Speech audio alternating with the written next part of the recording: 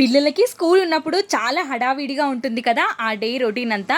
Morning టైంలో అయితే చెప్పాల్సిన అవసరమే లేదు ఎంత హడావిడిగా ఉంటుందో. బ్రేక్ఫాస్ట్ లంచ్ రెండు ఒకేసారి చేయాలి, చాలా కష్టం.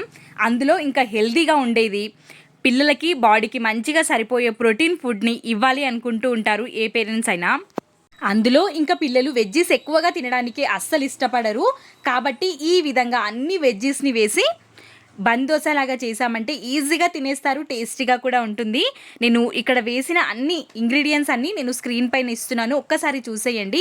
అన్ని వెజ్జీస్ని వేసి బందోసా, దీనితో పాటు చట్నీ, పల్లీ చట్నీ కానీ కొబ్బరి చట్నీ కానీ ప్రిపేర్ చేసామంటే టమ్మీ ఫుల్గా ఉంటుంది, ఎక్కువసేపు ఆకలి వేయదు. చాలా మంచి రెసిపీ, తప్పకుండా ట్రై చేయండి.